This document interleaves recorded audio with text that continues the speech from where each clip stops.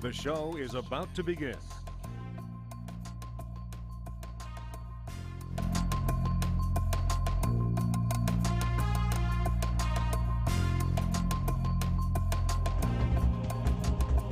Hey, what's going on? Everyone, this is the Truth Live Shenanigans podcast. And yes, we are live streaming across the globe. Got some noise going on. Let me see if I can fix that. I think that's the game from the music. Or It the music sounds from like the it. game. Yeah, No, that's not me. No, that's not me. It would have been No. go-go music. Have been me. It sounded epic. had to be Lizzie. Had to be Lizzie. All right, well, thank you. Sorry about that. Thank you guys for joining us. I'm Neil Nix, and today we have a great show planned for you. All hot topics today. Rob B is talking about rights for Indigenous people in Canada across the border. And Lizzie wants to discuss Caitlyn Jenner running for governor. And then Jose is wondering why Republicans are driving people out of their states. And in Quickfire today, Oklahoma just made it okay to run protesters down with your car. Yep. And in Shenanigans, the game show, we'll see who wants to be a millionaire. You already heard the music, so you know it's coming. But before we get into the show, I've got to introduce you to my wonderful co-host, our writer, editor, journalist, professor, all-around sports guru out of Washington, D.C., Miss Lizzie Enders. What's up, everybody? Happy Sunday, fun day. I'm just going to start reintroducing myself as the sleepy girl. I'm tired, I'm battered, I'm beaten down. It's the end of the semester at Howard, but the beginning of my teaching gig with the School of the New York Times. So no rest for the Newmanator, But I'm happy to be here on Sunday to get into these hot topics. Well, we're definitely happy to have you. And a rock star coming to you from Sudbury, Ontario with the rock band Fallen Machine, Mr. Robbie Rock. What's up, everyone? Happy Sunday Fun Day. Happy to be here. Things are good. It's been a little bit chilly this weekend around here, a little bit wet, a little bit windy, but it's all right. Got someone nice that I can snuggle up with in the house. Ooh, who's that? Who's that? Who is that? Who would that be? Well, also coming to you from Sudbury, Ontario, the always vibrant, uplifting, and fun Miss Jose. Hello, everyone. Thank you so much for having me back. It's been much cooler today. We should have been wearing winter jackets, but it was a nice day yesterday. Robbie Rock and I had the chance to, use his new electric chainsaw, burn some wood. I tried to clean the pool, and I swallowed a bug. I inhaled it so hard, it hit my uvula. I could still kind of feel it. Don't ask me what kind of bug it was. I have no clue till now. Like, I seriously have no clue, but it hit. So I'm kind of glad I was by myself and not with Robbie Rock, because it would have been so embarrassing to see my reaction. All right. Oh. It sounds like a lot of fun, I'm really. looking for you for that. It is. I want to give you a big hug for that, Jose. That's all I got, because I would have lost my shit. 100%. 100%. Protein supplement for the day. I was like, you know what? It's already hit the back of my throat. There's no going back. Just swallow, drink some water, and move on. And if I don't get really sick, then it was protein. I want to make a joke, but I'm not going to. All right. Let's get started with our quick fire question.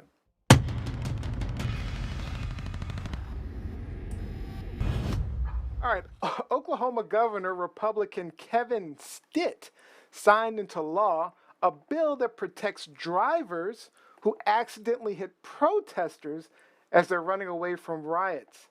What are your thoughts on this license to kill protesters, Robbie Rock?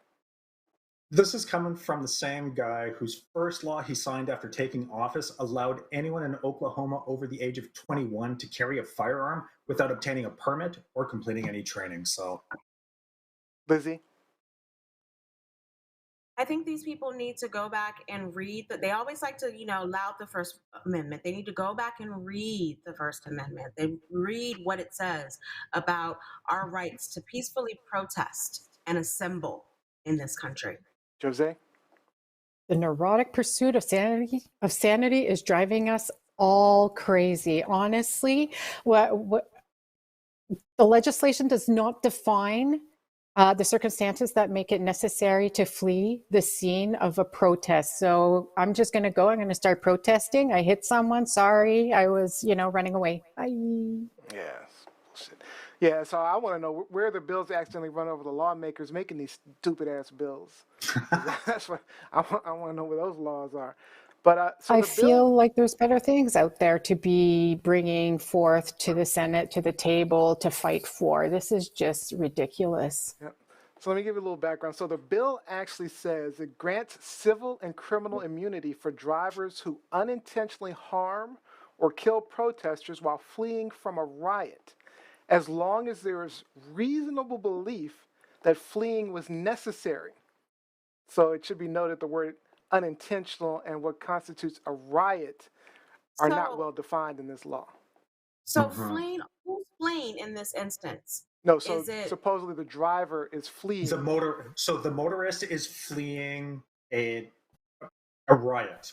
And not like Neil was saying, the caveat is that a riot isn't clearly defined. So it opens the door for people to really abuse this if they're in a state of panic, if they feel that they were endangered, if they even make that claim, then they have a legal basis for defense.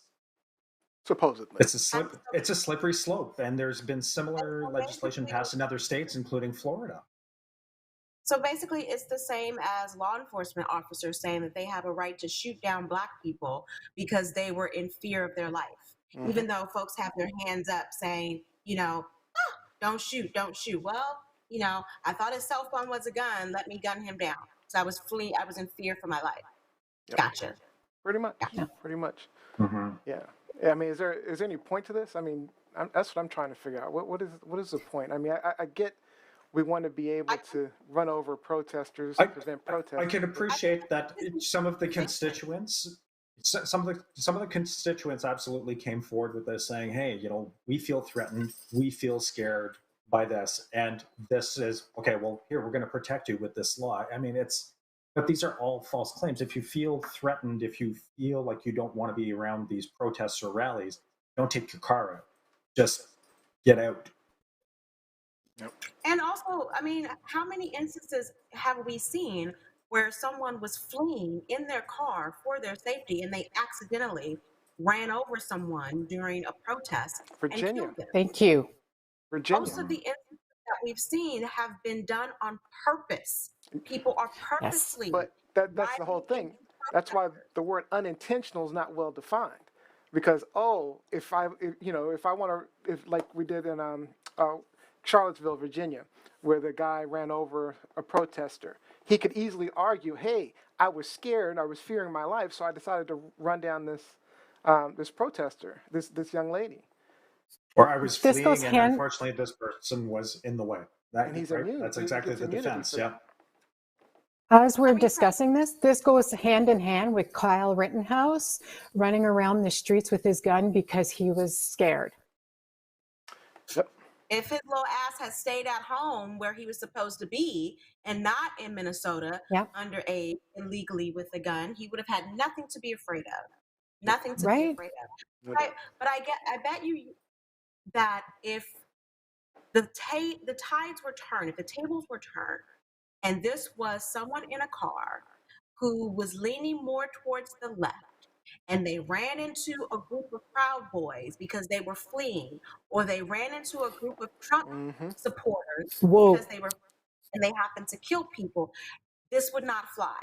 Nope. This would not be, let's, grant them, immunity. We're not going to charge them with murder. So clearly this is against a law that is geared towards a certain group of people in this country. Yeah. So just redefine the word unintentional. Mike Winter just posted a comment that really makes sense. It is purposely not well defined for these idiots to be able to get off, to be able to build a defense. Yeah. Exactly. What were you going to say, Jose? Oh, no. I was just agreeing with what Lizzie was saying, and that's all. Okay.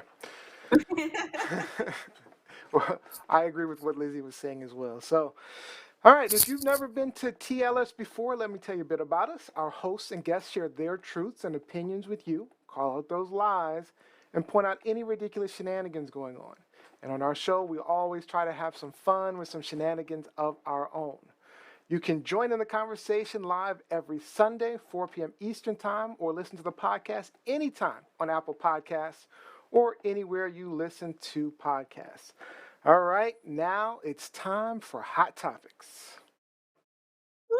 Truth, lies, shenanigans. Every show, our hosts bring you... Looks like we have some problems going on here. All right, so... Every show, our hosts bring you hot topics they want to share. I'll ask them, is this truth, lies, or shenanigans?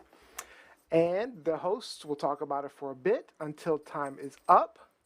And then we'll talk about it for a little bit more. And then we'll go to our audience questions and comments. We are definitely listening to you right now.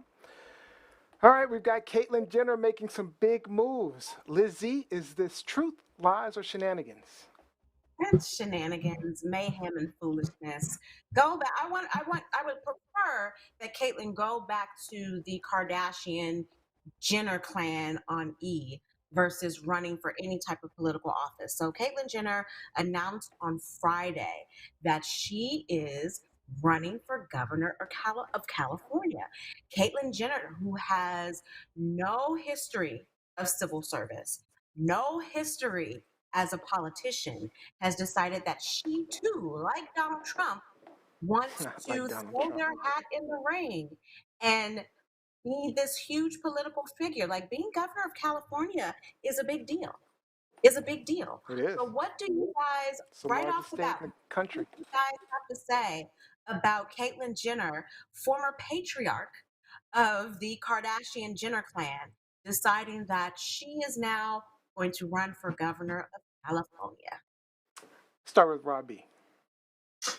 So I will say this about it takes a lot of drive, determination, and hard work to become an Olympian, decathlete. That kind of work ethic is to be admired. But like Lizzie was alluding to, no civil service experience, no political experience.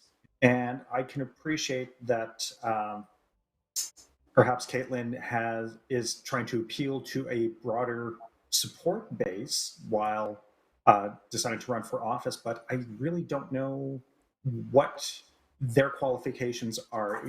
What kind of poli-sci experience, what kind of legal experience do they actually have that would qualify them for this really challenging position? Like you were saying, Liz, governor of California is no joke. It's a vast state, and it's riddled with all kinds of issues. So if you are not the right candidate for this, then you're not the right person for the job.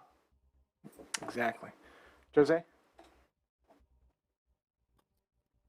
Honestly, was associated with Trump, supported Trump previously, so that's not going to help her case in any way, shape, or form. I know the LGBTQI, and forgive me if I've missed any letters, have said that this is not very well welcomed from them. They have harsh criticisms in regards to that. And I don't know how I feel about another TV star or, very well-known celebrity going into politics. We just saw Trump. I mean, that was just buffoonery from day one. Mm-hmm. But I think sometimes they use that, to get into, the White House or whatever. Honestly, I think that Caitlyn Jenner should be taking care of transgender issues that's going around in the US right now. Yep. So maybe start from there and work your way up. Yeah. Caitlyn is not the best option. I mean, not only are we talking about just a plain old celebrity with no political background whatsoever. I mean, at least run for like city council first or something, at least something to kind of like, hey, figure it out, understand what's involved in politics in general. But just throwing your hat into the race and, with no background, and I get that she has a big following, which could lead to something, especially if Kim Kardashian gets behind him. I mean, it's possible she could win. But with that being said, not qualified, probably not going to be the big advocate that LGBTQ people are looking for and hoping for. And I think I'm hoping she does not win. So also, it's not necessarily just no history of civil service, no history of government participation. As Mike Winter pointed out, has a shoddy history of voting in California, but also no history of running a budget. No history of running a state budget, no history of running a local budget. Like, this isn't just a position that is name only. There's a lot at stake here. And I'm so, annoyed and pissed off that people are willing to consider these type of unqualified candidates for a position in their state, for a position to lead the country with no history whatsoever. And, the state of California has a host of problems already. They don't need to have this type of foolishness added onto it. Like, I know a lot of people, Gavin Newsom for whatever reason, and you're allowed that. But at least Gavin Newsom had some background. Gavin Newsom used to be the mayor of San Francisco. He was a businessman before he decided to get into politics. So he has some history with these type of positions. Caitlyn, yes, was, an Olympian, an Olympic gold medal winning decathlete. Caitlyn was also, on the Kardashian show for several years.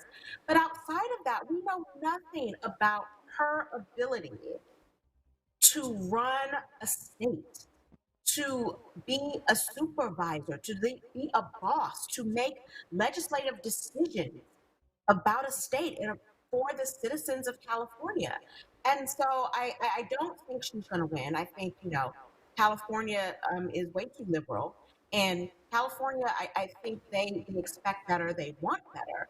But it's really scary that everybody all of a sudden just thinks because they have a name, because they have a bunch of Twitter followers and Instagram followers, that they are qualified to run a government. That's just scary to me. Yeah, totally agree with you 100%. So, what has she done for California? What has she done for the USA? What has she supported?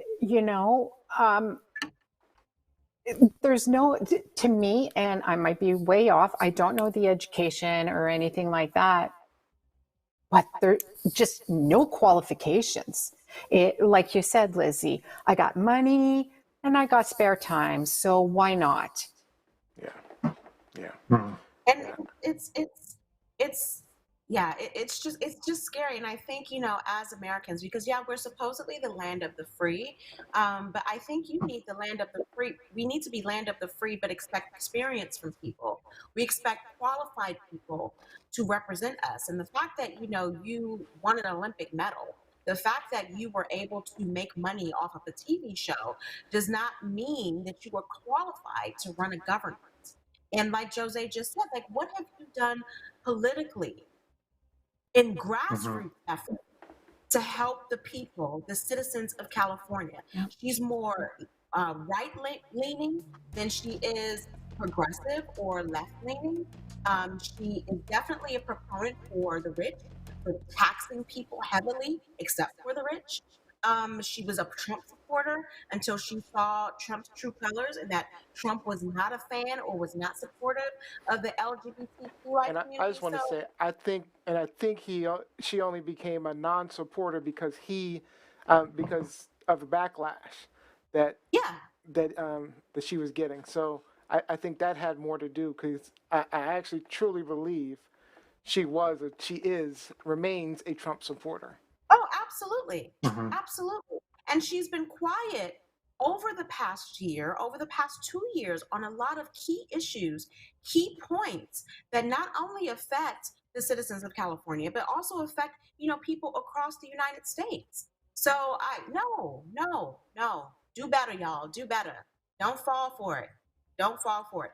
And it's the same, in my opinion, it's in the same vein as Kanye West, her soon to be former step-son-in-law, trying to run for president. It's in the same vein as people talking about Kim Kardashian one day running for president, which that may just send me over the edge, and I might have to get up and leave and go to Finland. But it's too much. It's too much. Somebody's definitely not a fan of Kardashians. So vapid. So vapid. The entire family. Even the children. I don't even like the babies. I don't even like the babies. All right, let's get to some of these comments online. Kevin Thaxton says she ate her Wheaties. She's ready. That's awesome. When was the last time she was on a Wheaties box? Wheaties from 30 years ago, 40 years ago, not count. Definitely the 80s. Wow. Cool. Mike Wolf says she's so much on the side of Republican policies of cutting taxes on the rich that she's willing to ignore their anti-trans policies altogether.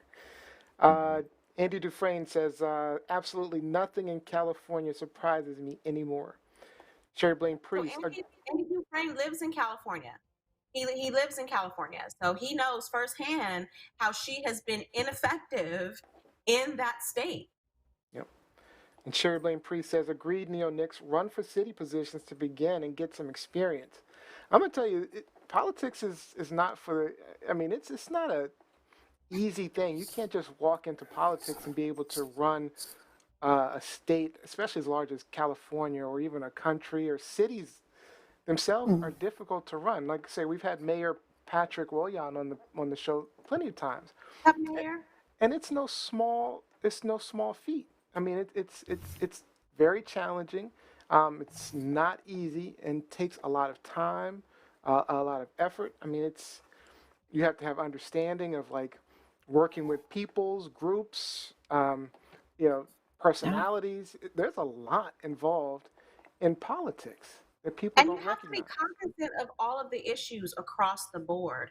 And I think that's how you know that people aren't sincere. When they just want to jump into the political ring at the highest level and think that they are qualified, then they're not there for the people. It's a personal gain that they're looking for. If you really want to make a difference, if you really want to, be there for the people, again, start at the low level, and like Jose said, and work your way up. There are plenty of things you can do in the community to help people and get experience and make a name for yourself versus just, okay, I just left, keeping up with the Kardashians, so now I'm just going to be governor of California. They're too good. They're too good to be with the street people, right? To be like city. They think that they are too good. They're too big for it. Yeah. You got to start somewhere. Jacqueline Robinson says, sounds like that family is trolling for another storyline. The same Caitlyn who has no governing philosophy whatsoever. We've had enough reality shows, including The Apprentice, DC, Shitty Edition. Right? Yeah, by the way, Kevin Thaxton points out Kim is about to pass the bar, probably with an asterisk, but she's going to be a lawyer. Yeah, she's passing. Okay. She's posting pictures of her studying for the bar. She's studying for the bar. Okay, whatever. All right. Enough of the Jenner. It just saw a whole big scandal about rich people buying their way into universities. You think if she passed the bar that she got it authentically, or if she, gave a little bit of that? Because supposedly she's now a billionaire, right? You think she not shuffling a couple of those dollars to get her to pass the bar? Whatever. Have you ever heard her speak? Not the brightest bulb in California. All right. Good hot topic, Lizzie. Thank you. Truth, lies, shenanigans. All right, we're going to Jose for our next hot topic. So it's a bunch of things going down south and with these Republicans. So, Jose, is this truth, lies, or shenanigans? I think it's all of the above because, I mean, truthfully, it's happening. I think it's, you know what? It's shenanigans. It's shenanigans. It's bullshit. There we go. Sorry. I'm trying to be like, right. I'm trying to be, professional. And I'm like, yeah, okay, that's just not working for me. Okay. So at all. So it's like the original show name. So essentially what started was I read an article that says that it's not safe. Parents of transgender kids plan to flee their states as GOP bills loom. Now, as I'm diving into this and I'm reading this article, it's heartbreaking because these are parents that are speaking out about young kids that have identified that are transgender.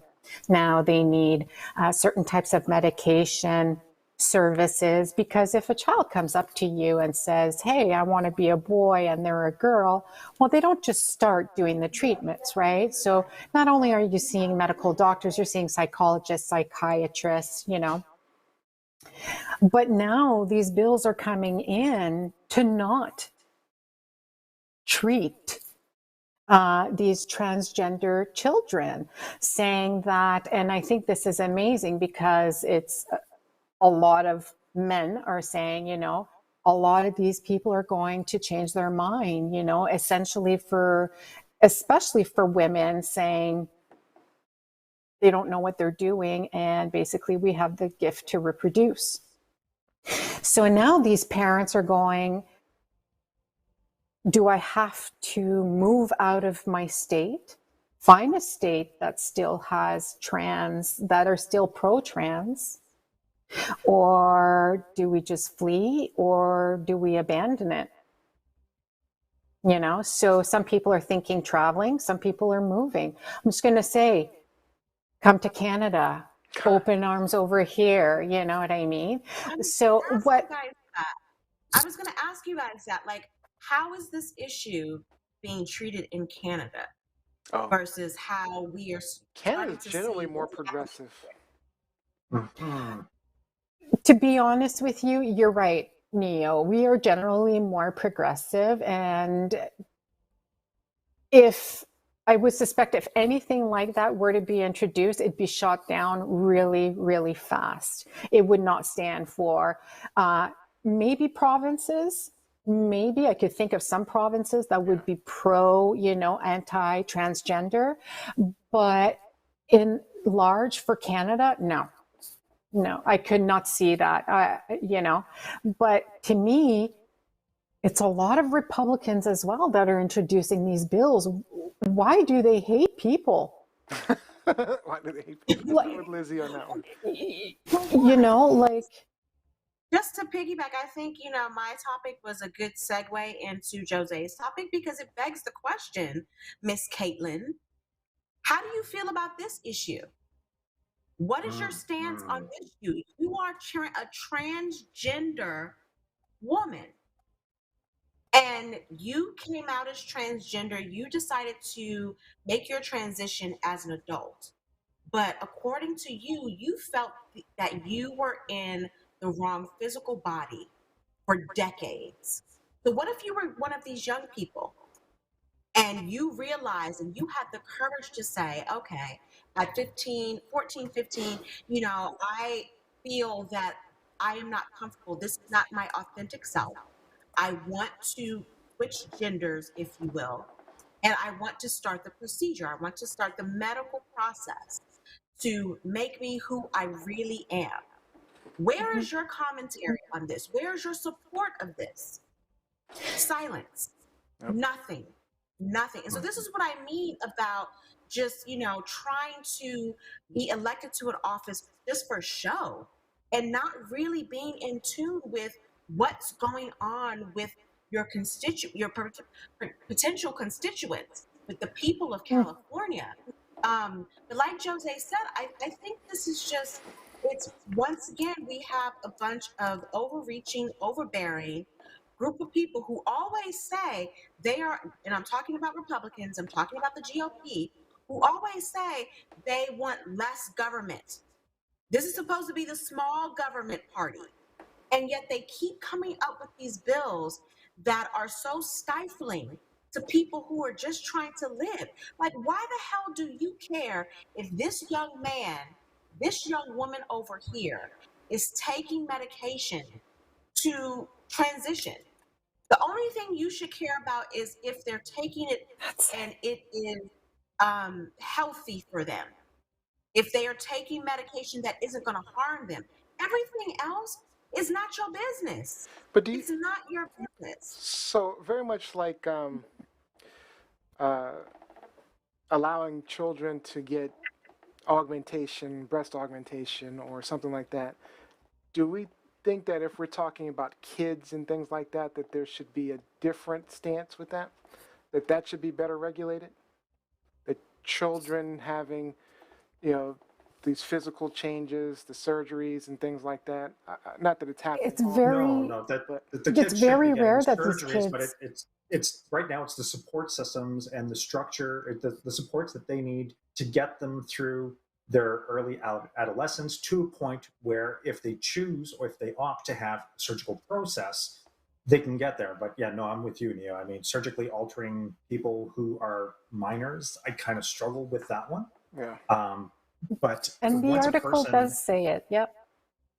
That it is rare for children to get the surgery, but they do need the hormones, prepubescent medication. Actually, like it's actually really, really intense. The one thing I'm concerned about, and I understand that, but I want to be, there are some parents, right, who have a lot of baggage, a lot of issues that they grew up with, a lot of things that they dealt with as children, and oftentimes that is projected onto the children. And there are situations where I've seen where parents are leading their children towards, transgender. It's not. I'll get your hand. I'm just saying. I'm just bringing up the thought. There are parents who are mentally unstable who do that, who have some issues that are leading their children towards being transgender, being a different, feeling as though they're a different gender. And when we start going into, and this is a little off your topic, Jose, but when we start talking about, having the hormones for the kids, prepubescence, we're still then manipulating nature. Because if, for example, someone hit puberty and their feelings changed, then why are we not allowing that to happen? Because I know that's happened where children have grown up, feeling like they were girls or boys or the opposite gender, and then when they hit puberty, something changes with them. And that's the natural way of doing things. So we're talking about manipulating by giving hormones, potentially doing surgeries and things like that in children. I mean, should that be better regulated is really my question. It just feels like, it's, again, when we have parents that are not stable all the time. Anyway, I'll let you, Lizzie, you had your hand.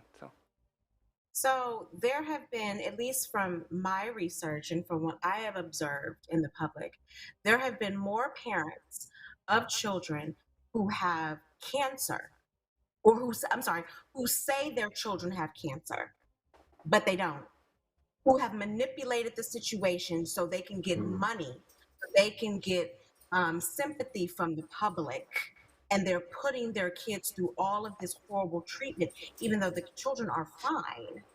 Then there have been parents who are, convincing their children that they are transgender. Sure, I think you that can that compare, is, but it's still but it that's doesn't what I'm saying. No, change the reality of it, that it but you happens. brought it up and I'm saying, but that's a reality on the other side. So then do we not allow children who have cancer to have treatment? Like it's one of those things where Are one, I you think trying to it used compare to. cancer and a choice to make transgender? No, what I'm comparing is you mentioned parents who are influencing, Sure. who are convincing their children. And I'm saying there are parents who are convincing their children that they need this medical treatment for cancer when they don't. And so, do we stop medical treatment for everybody else who needs cancer? No. These I these can't. I just can't buy the analogy of But cancer these and situations being that you're transgender. talking about are few and far between. And that's something that Sure. the I Republicans, the I, people I on the stated that. right are just like, okay, well, this is an agenda. It's not an agenda. There are children out there who know themselves and know how they feel. They live in their bodies every day and they cannot cope. Sure. What the world sees as their physical body is not who they are authentically. And we're not taking into account, no one wants to talk about in these situations, but it also relates to transgender hermaphrodites. There are a lot of children There who are. are born with both sex organs, What's that and percentage? Do we know that and percentage? I, you can look it up. The parents are the ones that choose which sex, and they choose very early on, usually when the child is an infant. They choose very early on for the child what sex they want the child to be, and oftentimes it's not the right choice. And so It's then you about have a child who is like 0.018%. Point that we zero know one eight of. percent. So I'm just going by. what's the percentage that what you suggested, that parents are influencing their kids to be transgender? Like if we're going to consider these minute percentage of people, then we need to consider hermaphrodites as well. So Oh, what I'm I'm not disagreeing saying, with you. so what Which I'm comes saying, to, yeah. go ahead, Jose. Sorry, Go ahead, Lizzie. Jose. No. Please continue. No, So Jose. what I'm saying is, Okay. overall, that shouldn't be how we view this particular subject. Oh, because there are a couple of parents, who are crazy in the head and they have an agenda and they're influencing. The majority of these kids, if you talk to them, it's the complete opposite. The parents are not influencing them to do anything. The parents are trying to influence them to be their biological gender. I agree. And Yes. Now I understand that. I'm not saying that doesn't exist. My question was more related to the other side of things. So I'm saying, when we have these situations where we have parents who are doing that, how are we dealing with that? How are we dealing with that situation you specifically? deal with that Because on a it happens. you deal with it on a case by case basis because the numbers are so small. We're And you hope talking that would about come up through the evaluations, the psych eval of the child, conversations with the family, someone who's doing something unscrupulous, someone who is influencing someone else. I would hope that with the proper supports and guidance provided by the state and by the US, that these things would come to light, and a psychologist or a physician may turn around and say, you know what, like, there's a question. We question this. And I'm hoping that there would be sufficient checks and balances, Neil, because to go That's what I'm what Liz looking was for. saying, as far as having an agenda, these families don't have agenda. These children don't have agendas. These transgendered individuals don't have an agenda. The agenda comes from the Christian right that is very homophobic in nature, who is afraid of change and of this. And if it threatens white Christian America, they don't want it in their borders. So unfortunately, what's happening is these families are becoming refugees within America, because if you are living somewhere and you are told that because of who you are, you're unable to receive treatment, it's systemic separation. It's just systemic discrimination against this particular group of individuals within your country. So And that's my you have point. states that are creating a refugee situation within your own borders. Americans should be losing their minds that this is happening. And remember, this was the same conversation we were having decades ago about homosexuals and their rights, and the right for the government to intervene and say, no, we're not going to give you any protections. I mean, in some states, we're still having that conversation about homosexuals. Yeah. But now the scope has broadened to transgender people. And like Rob B just said, with the Christian, very right-wing Republicans saying, no, these people are a threat to us, so we're going to shut it down. We're going to shut it down. And I always, we joke about it a lot on this show. But again, I would say to these people, what would Jesus do? What would your Jesus do? Jesus would not be shutting down these people and telling them no. So my stance is I don't agree with this law. I don't agree with these regulations being put in place because I don't know. I think people are. I feel like a civil war is brewing almost because of all these things these Republicans lawmakers are doing right now. So it's crazy to me what's going on. But with that being said, I'd like to see some more regulations with making sure that all of the suggestions that Rob B made are in place. So if we're allowing all of it, I would like to see, instead of supporting, people, the rights, not supporting the rights of transgender people, what I'd like to see is more effort put into and more funds put into making sure that we are supporting their decisions better, so that we're looking at their making sure we're having psych evaluations and all those other things. I don't want the government all in my life per se, but at the same time, I feel I'm a very big on protecting kids. So, again, I think you're speaking to such a mind. Like, what percentage of kids under the age of 14 are getting actual procedures done? Like, we're talking about, a very, if any, minimal, a very small number of people in this country. This bill is specifically talking about hormone treatment. And it's to make a point. And it's definitely to make a point as well. That's definitely what they're trying to do. But I don't know. I still feel like children are developing always. Children are constantly developing, and when we're making decisions for developing children to modify their natural progression, and this is a separate issue to the actual legislation. I just feel like there's concerns with that for me. I just feel like that there's a concern there for me doing that. So that's just a personal thing, though. All right. So let me get to these questions. There's a ton of questions. So let me say, Mike Wolf, there are no parents encouraging their children to be transgender. Neo is your source of information, Newsmax. You need to get some serious education on this. That is not true. I don't believe that because I've seen that. I've just seen it. I've seen it. Where? I've literally seen it. So I disagree. But it's called Munchausen syndrome by proxy. It's a psychological disorder and another form of child abuse. This is from Jacqueline Robinson. Pa Whelan says, I personally think children should not have a say about gender. As soon as they hit adulthood, they can be free to make that decision. I'm sorry, guys. Sorry about all the noises. I got to fix that. Totally disagree with that. Like, I knew who I was and what I wanted to be well before I was 18. And I didn't need my parents trying to say, you can't decide this for yourself. until you're 18. A child should not live in misery about who their authentic self is until the state decides, okay, now it's appropriate. Now is the time.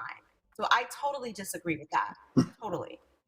Yeah. I can maybe see if we're talking about, medical actual procedures, but to not even have the conversation or acknowledge with your child what they're feeling until they are an adult. And we can't even decide in the US what I don't age think is that's what actually he's an adult. saying. Not having. Or I is don't. it 21?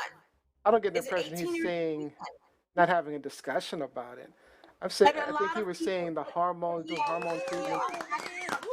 people, especially, because Dwayne Wade, former NBA player Dwayne Wade, his son is transgender or is transitioning, if you will. And he's what, 14, maybe 15 now?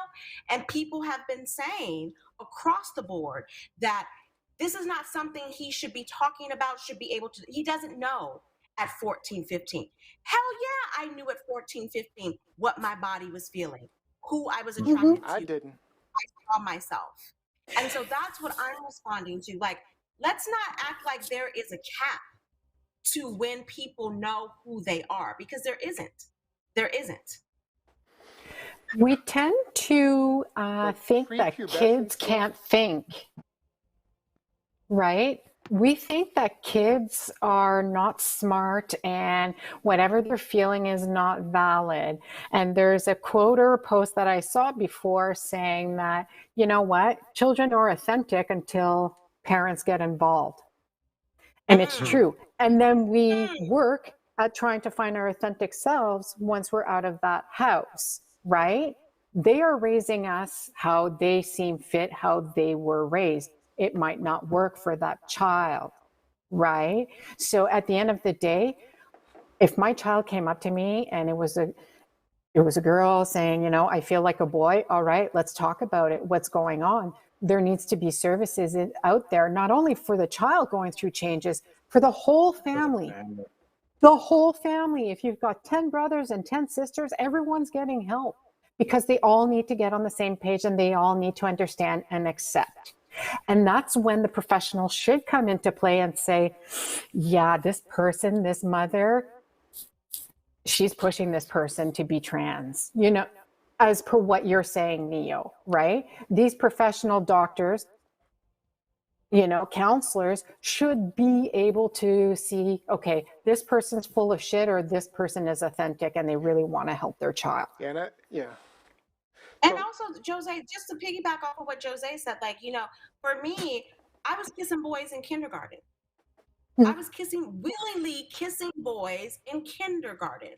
My brother, who was gay, wanted to kiss boys in kindergarten, but could not, because society back in the 60s, early 70s would not allow him to do that. But also, I developed very early. I was wearing a regular bra by the time I was 10. So you can't tell a 10-year-old girl who has the boobs of a grown woman that she doesn't know what her body is and how she feels about her body. Yeah. And I think that's what people don't understand. That's what people don't understand. I'm just talking prepubescent. So I'm sure when you were developing your boobs, that was post-pubescence. And then you could make some understanding of what was happening to you. No, puberty happens at different times to different kids. I'm not picking an age. I'm talking puberty itself. I'm talking the actual physical. So then you can't just. But no, I was like one of 2 people in my class at 10 that had boobs. Everybody else was flat chested. I'm not talking about an age. I'm talking about the actual puberty happens to everyone. So the moment, the time frame that puberty happens, I'm talking post-puberty. I'm not picking an age. But it's at different stages. It's not universal across the board. I'm just saying most of the treatments are required prepubescent to be able to ensure that a person becomes a specific gender. But prepubescent for me would have been like 7. I'm not picking an age. I'm just talking about the stage of development. Right, the stage of development. Thank you. But the stage of development is different, is what I'm saying. Yes. For everyone. Different ages. I'm not disputing that. I'm not disputing that at all. And so we can't have this universal, okay, well, you have to do it within this time frame. You have to do it within, like, it can't be universal. Not time frame. It's that stage of development. But what I'm saying is the stage cannot be established across the board for everyone because it's different. Yeah, and you certainly can't pick a specific age, right? I'm not disputing that. But that's what some of these laws are alluding to. Fair enough. That everyone develops or goes through that at the same stage. And they don't. Or suggestion that, we can't let children until they're adults. Listen, I was thinking, I was, blushing about Prince due to my sister, but blushing about Prince when I was 7, 8 years old. Like, I was very aware of certain things when I was younger. Can I just, sorry. All of it. The one thing I found interesting, because of course I'm reading about, Caitlyn Jenner and everything we're going to talk about tonight. And I found something that Caitlyn Jenner, in an interview or an article, added that the last time she was happiest was during the 1976 Olympics, because at that time she couldn't wait to wake up every day and get it going. Caitlyn said transitioning has renewed her excitement for life. Why are we denying this to other people? Agreed. Yeah. No, I don't want any confusion. I totally support everyone's ability to make that type of decision. It's just, Parents need to pull up their big boy, big girl pants and be parents, start communicating with their children and talk to them and have the open discussion. So, another comment online. Mike Winter says breast augmentation and gender confirmation surgery are not the same thing, Neo. That was highly offensive. Now, let's understand, clarify exactly what I was referring to. It is a modification of your body, which is similar in that sense, and that was only what I was speaking to. So I feel that modifications of your bodies, even Olivia noted that even tattoos, piercings, and alteration shouldn't happen until developed enough to make a decision like that. But that's an American concept, because if you go outside of America, piercings are done for children. Yeah. If you go outside of America, in certain cultures, certain societies, piercings and brandings, those are done for children. Yeah. So we're just talking about, American Western world ideals. And let me tell you, I wanted a boob job to reduce by the time I was 13. Sure. And of course, my parents thought you're not doing that or whatever. I would have welcomed it. Still would welcome it. Especially with these COVID panels. Still would welcome it. Still would welcome it. Yeah, I bet. Yeah. All right. We spent a lot of time on that, a lot more than I expected. So let's move on to our next hot topic. Great topic, Jose. Shenanigans. All right, Rob B. Canada's Supreme Court made some major rulings for Indigenous peoples. So, Rob B., is this truth, lie, or shenanigans? This is some truth that undoes some former shenanigans. So on Friday, April 23rd, Canada's highest court reversed a federal government 65-year-old claim that the Senex people, an Indigenous nation originally from British Columbia's interior, no longer existed. For those of you who don't know, British Columbia is the westernmost province of Canada. Neo, could I get you to pull up the map, please? Absolutely, sir. And I hate that I do this to you guys. It's just, here's another history lesson. No. Education. We need it in America. We need it here. We need it everywhere. So in the red highlighted area, you can see that the traditional territory extends mostly into southern British Columbia, but also northern Washington state. So archaeological evidence suggests that the Senex were there approximately 3500 BCE. And this is based on some of the pit houses that they have found. To put that into context, 3500 BC, Romans built Rome in 753 BC, and the Greeks started building the Parthenon in 447 BCE. So the Senex people were there for a long time. So there's also historical evidence that they suffered severe depopulation through one or two smallpox epidemics. The epidemic of 1781 was likely the single largest outbreak with a mortality rate of 80%. So not really great times for these people. In 1820, the Hudson Bay Company established Fort Colville, which was close to major Senex fishing and trading sites, and that's near Kettle Falls, Washington. In 1872, so the people were basically displaced from northern BC and then down to the Fort Colville kind of area. So these were people who were semi-sedentary. So they basically, during the nice months, would set up shop in BC, do their hunting and fishing, and then during the winter months, they'd come back to northern Washington, and they would stay in their pit houses where they could stay a little bit warmer. So border meant in nothing 18... to them. But there was no border, man. Right. These are invisible lines that we created, right?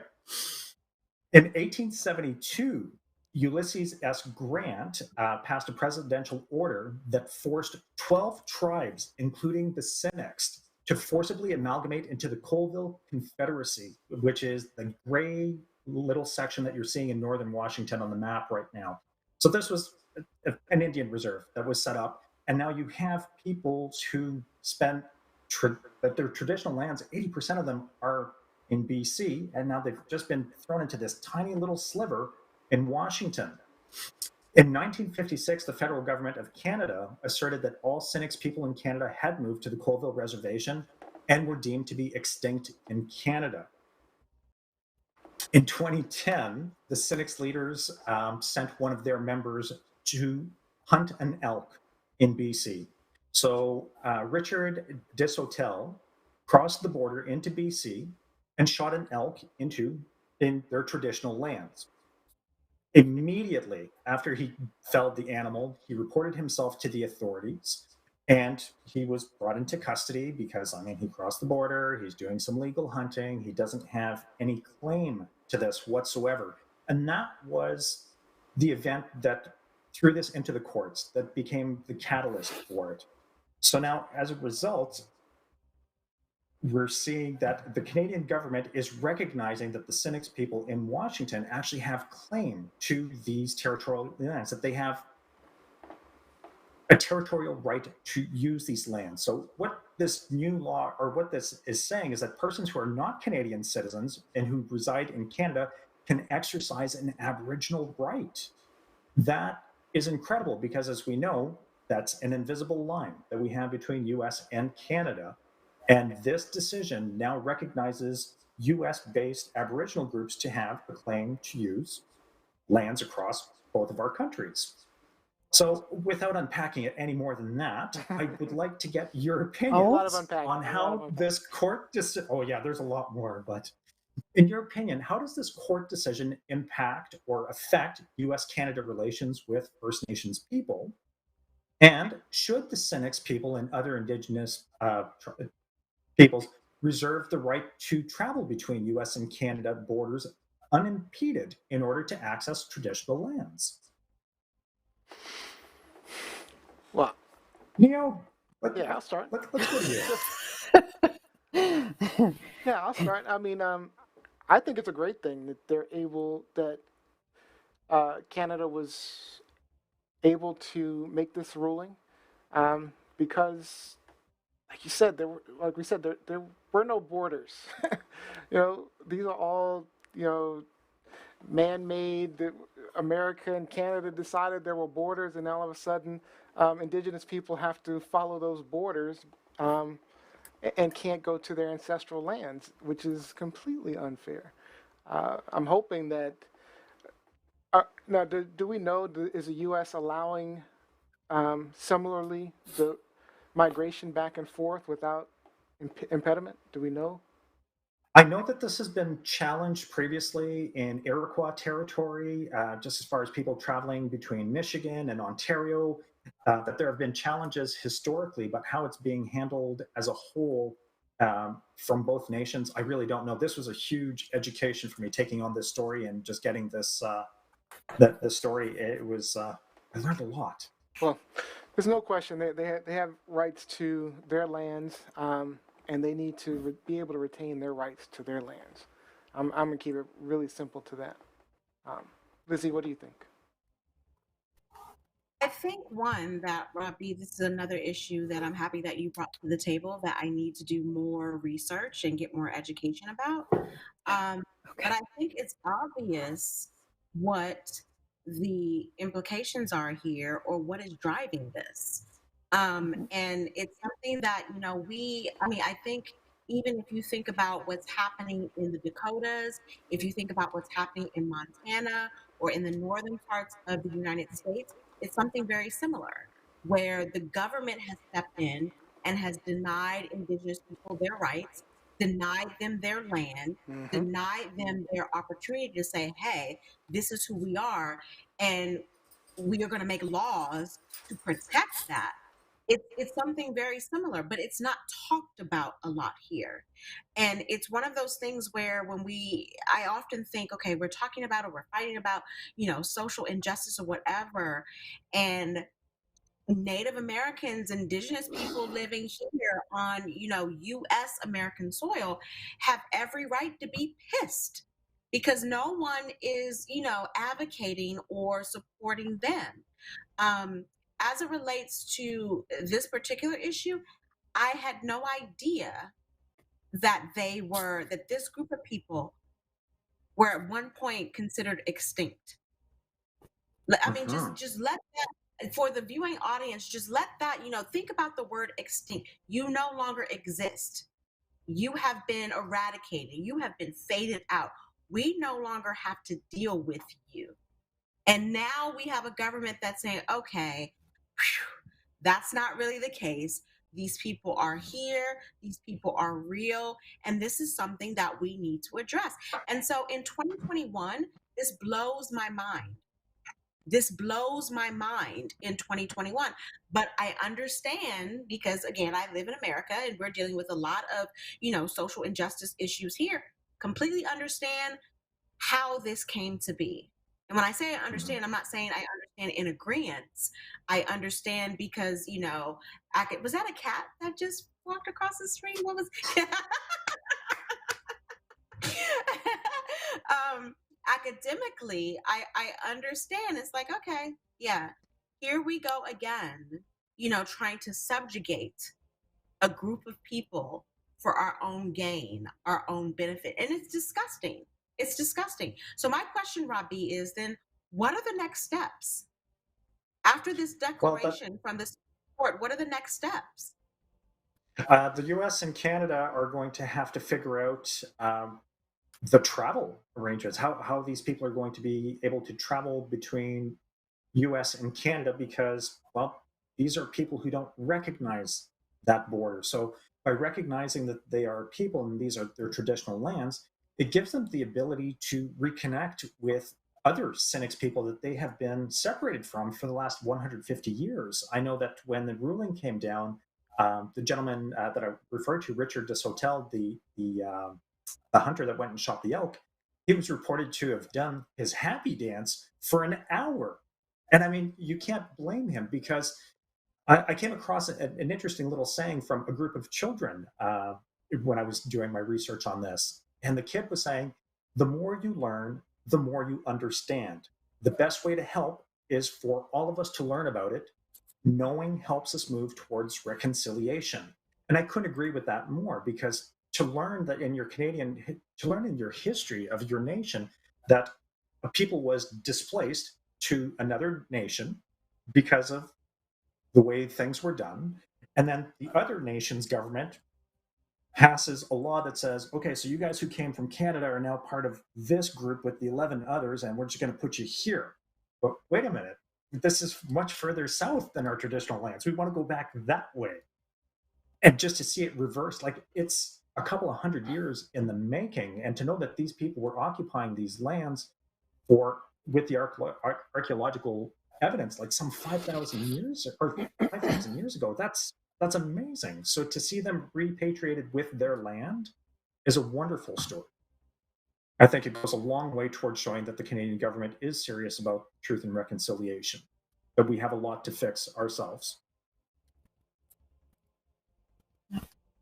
Absolutely.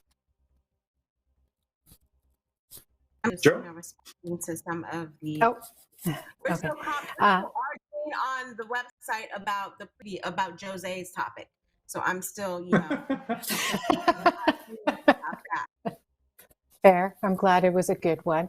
To be honest, when you brought this article forward, Rob, it made me very, very happy just because I had to do a project on residential schooling for Indigenous people. And although I read one book and some articles, I learned so much. And what the Indigenous people have gone through is absolutely shameful. So to know that, we are making headway in Canada, it makes me proud to be Canadian. It really, really does.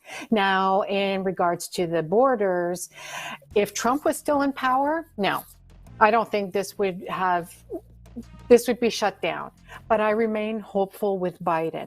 And I hope that he does right by the Indigenous people. And like you said, to think that these people were known to be insane, no, you don't exist anymore. What? I couldn't imagine that. And now they have their own authentic identity. That's just celebrations. It gives me shivers and it gives me hope for humanity in Canada.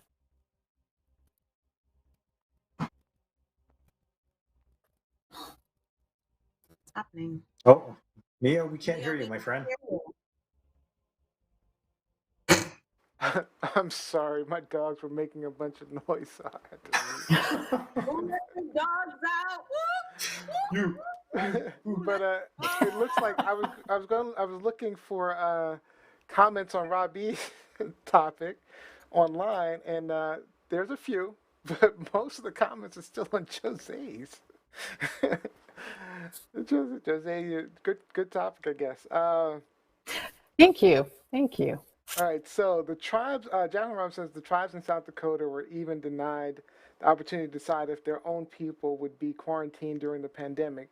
Thankfully, they pushed back and told Governor Nome to kick rocks. Kevin Thaxton, he says, as for the cynics, there should be permission for nomadic folks to travel between borders to practice their traditions. So, yeah. Yep. And let's see. I think there's there's a bunch of comments about. I'm definitely gonna have to do my research. Yeah, on this. same here.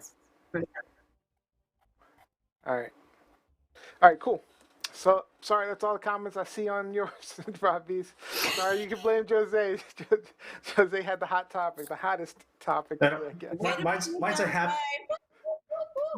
a happy resolution to a history lesson, whereas Jose, well, it's a polarizing topic, so yeah, I get it. Yeah, it might be partially my fault for kind of taking the stance I took, but yeah. So I see one comment. Paul Whelan says Neo loves it when I show up. I respectfully accept your opinion. Medicine and surgery, all to kids. So, yeah, Paul Whelan always has a great point of view. Everyone who has a point of view has a great point of view. All right. From across the pond. That's right. Yeah, that Pa Wheeler across the pond. All right. You know Pa, right? Yeah. Yeah, I thought so. All right. All right, guys. Thank you for the hot topic, Rob B. It was a good one. Truth, lies, shenanigans. All right. It is time for shenanigans. Oh, good. Can I just say one thing before we get into the game show? All right. And Winter just brought this up, and I've been thinking about this even as you guys have been talking about it on Unscripted. At some point, we need to stop being a panel of homosexuals talking about we need to stop being a panel of heterosexuals talking about homosexuality and transgender, and invite someone from that community. We definitely should. We definitely should. Totally agree. It's becoming just a one-sided argument amongst us versus having some. We need that conversation. Exactly. I would love that. Exactly. We need to have that conversation. Break out of the echo chamber. Yep, let's figure that out. Let's figure that out. Let's make that work. One of the shows upcoming. Let's figure that out. All right, time to get to our game show.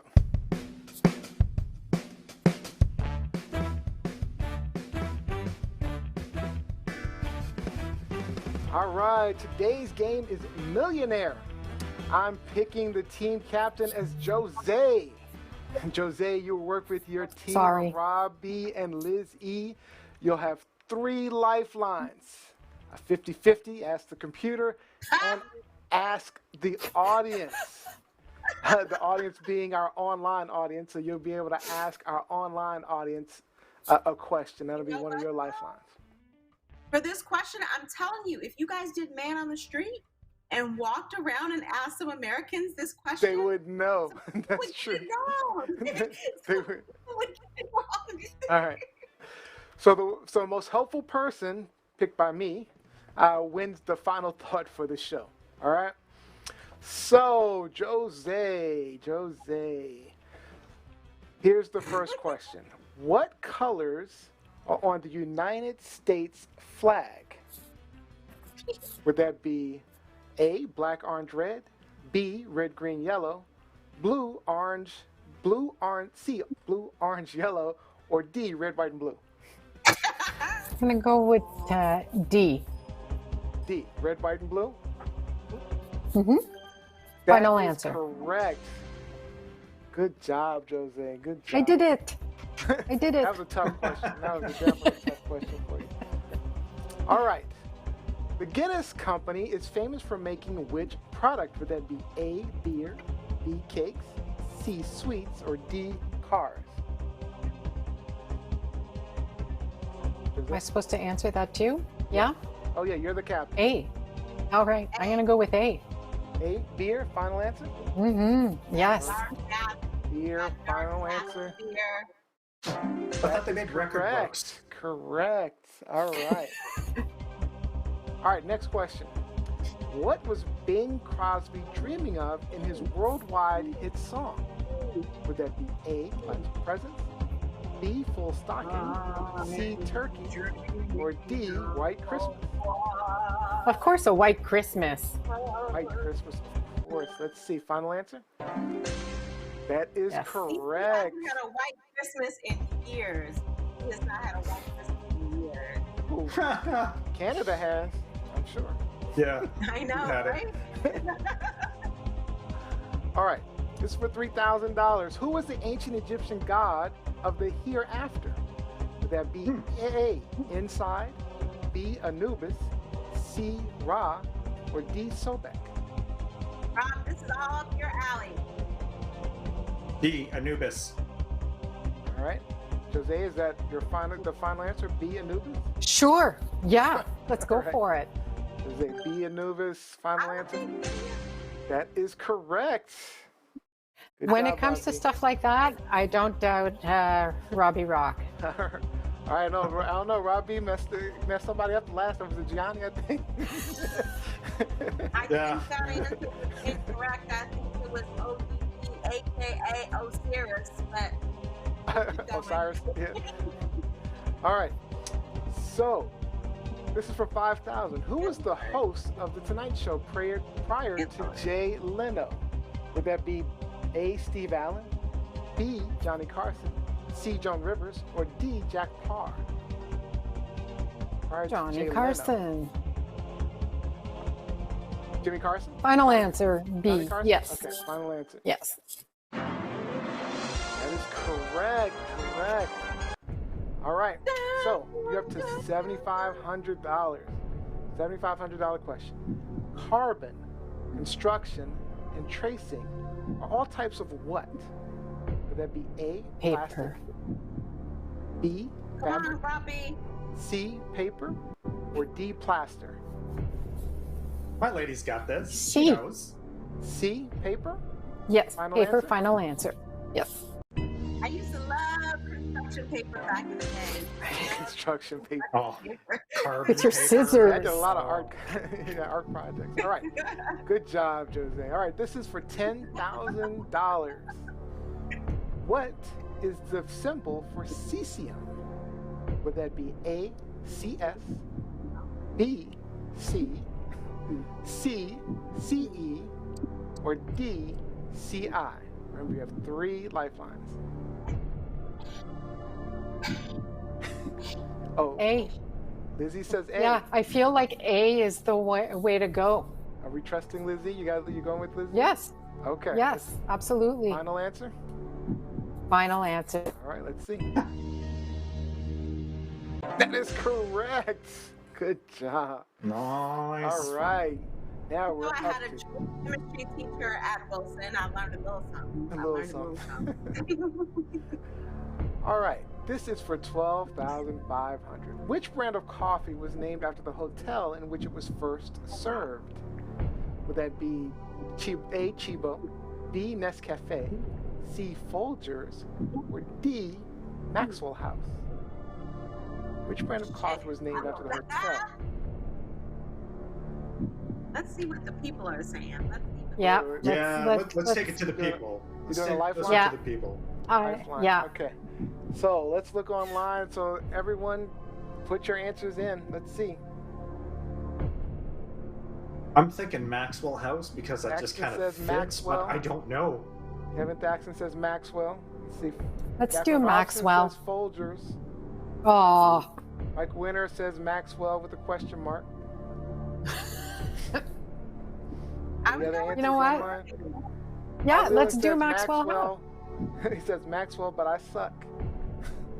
You have another knife line you can use. You got two other. You can ask the computer or 50-50. Nah. You know what? We're just going to go for it. Maxwell House. Final answer. Let's do it. As well. Let's see. Final answer? Maxwell House. That is correct. Good job. Good job. All right. All right. So $15,000 question. Exa, Petra, and Terra. Exa, peta, and tera. So it's exabyte, petabyte, terabyte. A. After tera. So what comes next? A, mega, B, nano, C, giga, or D, kilo? Exa, Petra, Terra, blank. Would that be mega, nano, giga, or kilo? I think it's giga, but I'm not sure. Go 50-50. I don't want to answer. I won't help y'all out. So what do you said 50-50? Are we doing 50-50, Jose? Yeah, Okay, let's do it. 50-50, let's see. Take two answers away. All right. You're down to Giga. C, giga. Yeah. I still think it's giga. Yeah, I'm feeling, I've never heard of kilo, so giga, yes. C, final answer. C, final answer. I believe that is correct. That Hot is diggity correct. dog. Yeah, I'm pretty sure it was working backwards. All right. Ooh, you are up to the $25,000 question. Who said Carthago Delenda est? I'm not even sure what that if I said it right. That's Carthago. Latin. All right, Latin. So Carthago delenda est. would that be A, Hannibal, B, J, Caesar, C, Cato, D, Cicero? I'm pretty sure it's Hannibal and the Battle of Carthage. Ooh. Let's do it. What are we doing? Cato? You do have to ask the computer if you like. That's your last lifeline. What does ask the computer do? I don't know what that does. The computer will give you the answer that it wants to give you. Could be right, could be wrong. You know what? Let's just go Hannibal. Let's just do it. Hannibal? All right. Sure, final answer. Final answer, okay. Hannibal. That is incorrect. Actually, Kyle Whelan had it. Cato online. Kyle Whelan had it. Kyle Whelan had it correct. I 27. Kyle Whelan had that correct. G 57. Double bingo. O 67. Triple bingo. What are we doing? So much excitement. I know, right? Yay! That's better than Millionaire. That's some fun. That's what shenanigans is all about. Those were good questions. Those are good. I'm sorry, Jose, but you go down to 0. You did not win. So let's out. We'll figure out who. But how much did Rob B and I win?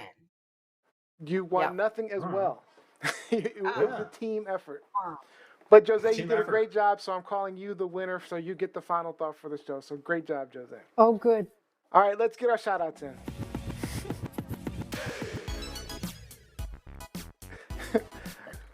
Paul Whelan said, "Post my check." He was the only one who got it right. Post my check. That was fun. I mean, he got one right for the afternoon. You So got one hey, right. I don't know. He got the intro level picking on questions Pop. wrong. So I mean, intro level questions wrong. So I mean, that's an easy check to write. All right, shout outs. Let's go with, let's start with Jose. Jose, any shout outs? Shout out to my sister Nick and her husband Ryan, my two nieces Ryan and Isla, my mom and dad, and Mama Bert. Miss you all, and I'm really looking forward till we can see each other again. All right, Robbie Rock. Special shout out to my daughter that I'm still waiting to hear back from, who, yeah, it looks like she took a tumble today and sent us snapshots of a really swollen ankle, and she's thinking it's a break, but yeah, we're still waiting to hear back from us. But being a Canadian citizen, you'll be happy to know, Liz, it's not costing me any more money than the taxes I'm already paying. So, All right, Lizzie Enders. props to universal health care. Props to universal health care. Lizzie, shout out. My shout out goes to one of my dearest friends. Today is her birthday. What's up, team? Shout out to Danielle. Happy birthday. I hope you are doing it up well in Denver. Wish I could be there. We haven't seen each other since 2019. So hopefully we'll be able to do it up before the end of the year. But happy birthday, my love. Happy birthday. All right. And I was planning on doing a shout out to this wonderful vMix software that we use for our production. but I can't do that because if you notice, I was excited because they have voice prompts. They added voice prompts to their thing, so I could just do my production and just talk, and it just messed up the whole show. So no shout outs for them. Shout out to my family, my wife, everyone. Shout out to all the comments online. Shout out to Pa Wheeling. Pa, I love it when you rile people up. I love it. but definitely shout out to everyone online. So it's great stuff online. All right, if you want to shout out, make sure you get on our whole social media page. We may just shout you out live personally. All right. All right, and that's all this time we have for today's show. I'd like to thank you guys for sticking in there with us. We hope that maybe you learned something, gained a new perspective, even got some things off your chest. Don't forget to like. Say what? They learned nothing.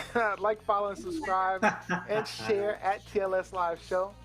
Tomorrow, check out YouTube for your clips of the favorite moments from the show at TLS Live Show or TLSShow.com. Our next live show is Wednesday, April 28th, 8 p.m. Eastern Time, 5 p.m. Pacific. Then the following week, Gianni Storm and Olivia E. will be rolling with you on Wednesday nights at 8 p.m. throughout the summer. So get ready for that. They're a lot of fun. You can get a final sneak peek this Friday, 6:30 p.m. on Instagram Live, on Instagram Live page. All right, and our winner for the show, final thought for the day, goes to Miss Jose. Miss Jose. Come through, Jose. Come through. Lately, you know, I was very comfortable feeling cooped in, and what I've noticed is I've been spending time outside. So if I can give a piece of advice, and whether or not it's nice, it's cold, it's rainy, take a step outside, go for a short walk, inhale all the beauty, exhale all the shit out there, and just make every day count. I love it. Love the thought. And I'd like to thank Jose, Rob, Lizzie. Thank you for a wonderful show. I'd like to thank Olivia, Gianni, behind the scenes doing all that great work. And that is going to be it. We'll see you guys later. Thanks again. Thank you.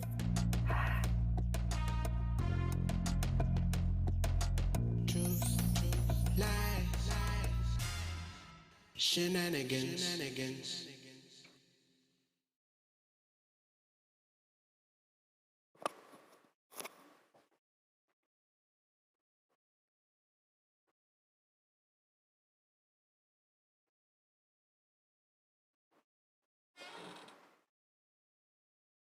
Truth, lies, shenanigans.